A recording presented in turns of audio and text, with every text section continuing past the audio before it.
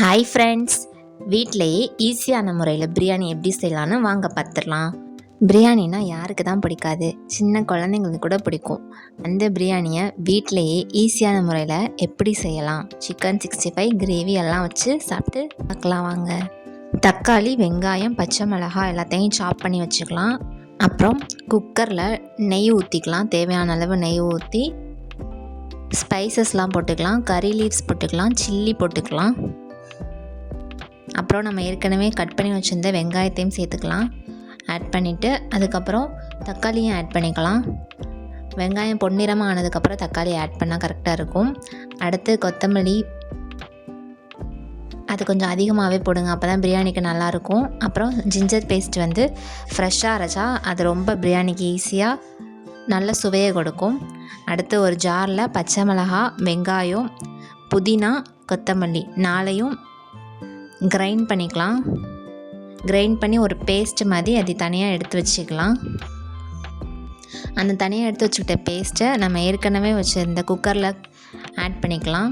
Add பண்ணி கொதிச்சதுக்கப்புறம் chicken சேர்த்துக்கலாம்.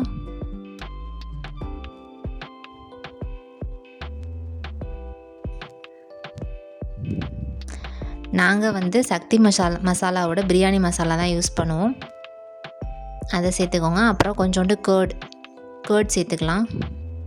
அப்புறம் லெமன் ஜூஸ், லெமனை கட் பண்ணி லெமன் ஜூஸ் மட்டும் நம்மளுக்கு தேவை, அதை மட்டும் எடுத்துக்கலாம். இதுவரை செஞ்சதெல்லாம் ட்ரைலர் தான், இதுக்கப்புறம் தான் மெயின் பிக்சரே நம்ம பண்ண போகிறோம். இந்த டம்ளர் அளவில் நான் அரிசி எடுத்துக்கிட்டேன், சீரக சம்பா. அதே அளவு தண்ணி, அதே டம்ளரில் 2 டம்ளர் அளவு தண்ணி ஊற்றிக்கிட்டேன். லாஸ்ட்டாக தான் உப்பு போடணும், நம்மளுக்கு தேவையான அளவு உப்பு போட்டுக்கலாம். அது நல்லா கொதி வந்தோன்னே சீரக சம்பா அரிசி ஊற வச்சு ஏற்கனவே ஊற வச்சுருந்தேன், அந்த அரிசியை ஆட் பண்ணிக்கலாம்.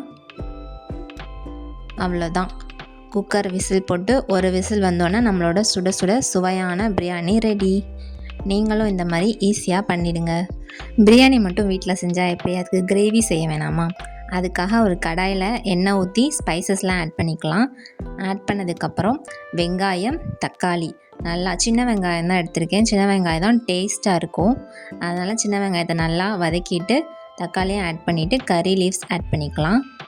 கறி லீவ்ஸ் ஆட் பண்ணிவிட்டு நல்லா வதக்கிக்கலாம். வதக்கிட்டு நம்ம பிரியாணிக்காக எடுத்து வச்ச சிக்கனை தவிர்த்து மீதி சிக்கனை போட்டுக்கலாம். போட்டுட்டு chilli powder, turmeric powder and salt, இது 3 மட்டும் போட்டால் போதும்.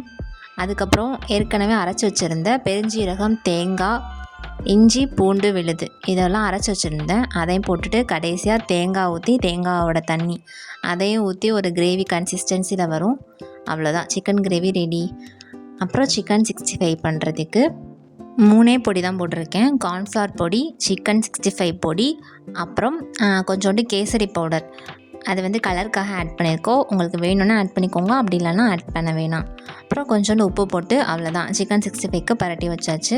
இதுக்கப்புறம் எண்ணெயில் போட்டு சிக்கன் 65 எடுக்க வேண்டியதான். இதுக்கப்புறம் அழகாக தட்டில் பிரியாணி, சிக்கன் 65, சிக்கன் கிரேவி, தயிர் ரைத்தா இதெல்லாம் வச்சு அழகாக சாப்பிட வேண்டியதான். சாப்பிட்டுட்டு நீங்களும் உங்கள் வீட்டில் ட்ரை பண்ணிவிட்டு எப்படி இருந்ததுன்னு கமெண்ட் பண்ணுங்கள். மறக்காமல் முட்டையும் சேர்த்து சாப்பிடுங்க. ஒரு பைட் முட்டை, சிக்கன் 65, சிக்கன் கிரேவி அண்ட் தயிர் ரைத்தா, பிரியாணி இதெல்லாம் சேர்த்து ஒரு வாய் சாப்பிடும் போது சொர்க்கத்துக்கே போயிட்டு வருவீங்க. தேங்க்யூ.